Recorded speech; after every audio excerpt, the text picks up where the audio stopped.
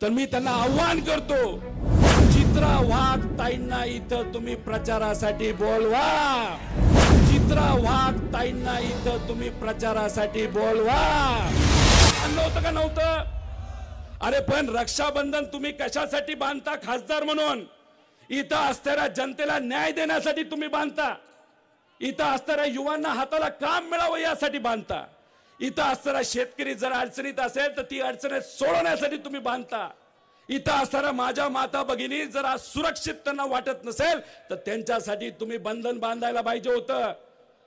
पण तुमच्या भावाकडनं, मोठ्या भावाकडनं तुम्ही बंधन कशासाठी बांधून घेतलं? तुम्ही सुरक्षित राहावं म्हणून तुम्ही बांधता। अरे मग इथं असणाऱ्या जनतेचं काय? 4.5 वर्ष हे खासदार कुठं होते? तुम्ही बघितलं का या खासदारांना?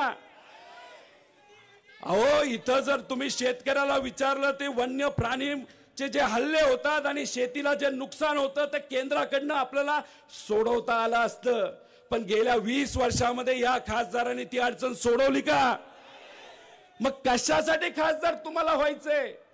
आज पलीकडे खासदार व्हायला कुणी इच्छुकच नाही, कारण का तुम्ही सर्वजण संजयराव देशमुखच्या आणि त्या ठिकाणी महाविकास आघाडीच्या पाठीमागे भक्कमपणे उभा राहिलेला आहे।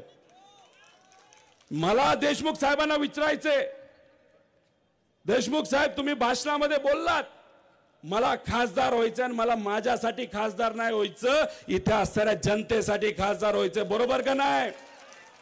मग जर देशमुख साहेब तुमच्यासाठी खासदार व्हायला तयार आहेत, एका बलाढ्य शक्तीच्या विरोधात तयार आहेत, जर त्यांच्याकडे पैसा असताना सुद्धा हा साधा कार्यकर्ता त्या मोठ्या बलाढ्य शक्तीसाठी लढायला तयार आहेत, आणि पलीकडच्या बाजूला जर कोणाला इच्छाच नसेल लढायला तर त्यांच्या पाठीमागे मतदान करून काय करायचंय?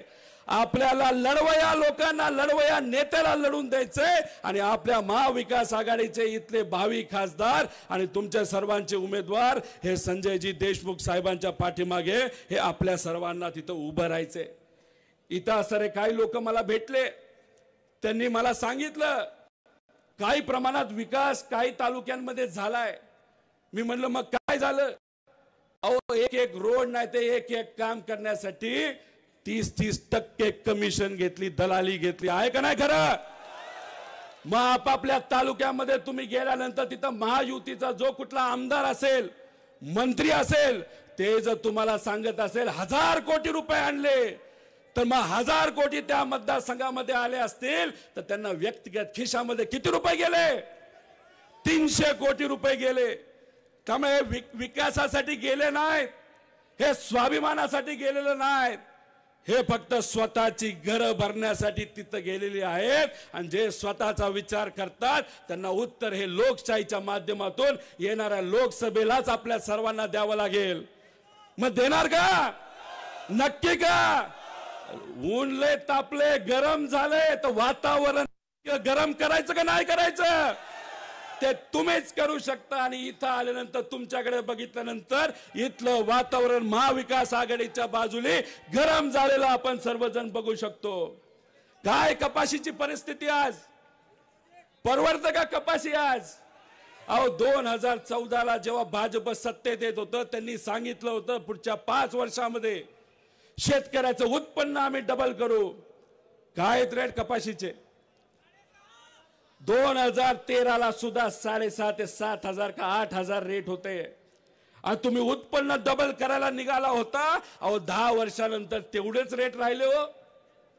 खताचे रेट वाढले, डिझेलचे रेट वाढले, पेट्रोलचे रेट वाढले, आणि कपाशीच्या बाबतीत तुम्ही जीएमचं जे आमचं बियाणं असतं त्याच्यावर काम न केल्यामुळे आमची उत्पादकता कमी झाली आणि आमचा हा कष्टकरी शेतकरी आज अडचणीत आलाय।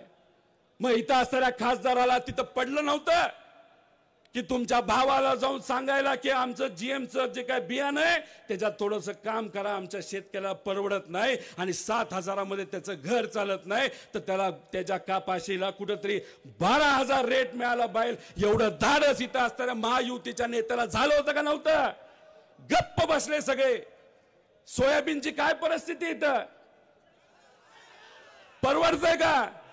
अहो तुम्ही विकासासाठी महाविकास आघाडीला सोडून महायुतीमध्ये गेला. इथं असणाऱ्या कुठल्या तरी आमदारांनी जे महायुतीमध्ये आहेत आमच्या पक्षात होते तेही सोडून गेले. आदित्य भाऊ ठाकरेंच्या मतदारसंघात होते तेही सोडून गेले. अरे पण त्या सोडून गेलेल्या लोकांनी तुमचा सोयाबीनचा प्रश्न मांडला होता का नव्हता? अरे मग कसला विकास? फक्त तुमचा विकास म्हणजे सगळा विकास का? मग अशा पद्धतीने ह्या गोष्टी होत असतील तर याचा विरोध हा आपल्या सर्वांना करायचा आहे. पण ते काय म्हणतील तुम्हाला माहिती का? मोदी साहेब तुम्हाला सगळ्यांना वर्षाला 6,000 रुपये देतात आणि शेतकऱ्याला 6,000 रुपये देतात, म्हणजे शेतकऱ्याला विकत घेतला असं ते म्हणत असतील. त्याला उत्तर देणार का? मला स्वाभिमान आहे. तुम्ही दिलेले हे पैसे आम्हाला नको, पण आमच्या सोयाबीनला भाव द्या, आमच्या कपाशीला भाव द्या. जर आमच्या सोयाबीनला आणि कपाशीला 4-5 रुपये जर जास्त किलोला मिळाले तर कदाचित आमच्या हातामध्ये 1.5 लाख रुपये जास्त येतील. पण त्याच्याकडे तुम्ही दुर्लक्ष करता आणि 6,000च्या गप्पा तिथं घेता आणि आमच्या मतं विकत घेता.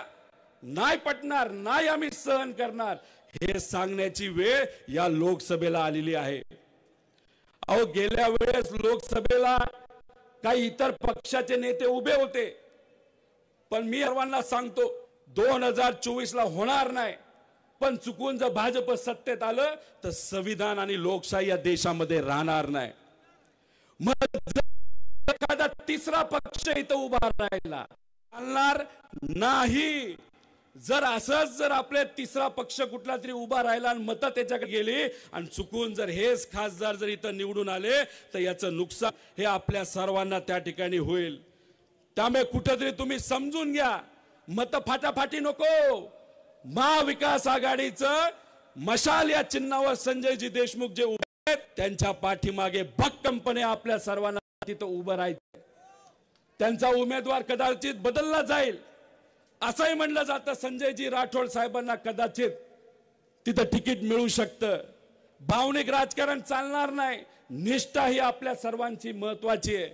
आणि समजा चुकून जर संजय राठोड साहेबांना भाजपकडनं महायुतीकडनं जर तिथं तिकीट मिळालं तर मी त्यांना आव्हान करतो, चित्रा वाघ ताईंना इथं तुम्ही प्रचारासाठी बोलवा. महिलांचा सन्मान आमच्यासाठी महत्वाचा आहे. संत सेवालाल महाराजांनी ही शिकवण आम्हाला दिली. छत्रपती शिवाजी महाराजांनी सुद्धा ही शिकवण आम्हाला दिली. महिलांचा स्वाभिमान हा जपलाच पाहिजे, महिलेचा मान हा केलाच पाहिजे. त्यामुळे या इलेक्शन मध्ये तुम्हाला उत्तर देत असताना अनेक विषयाला उत्तर द्यायचंय.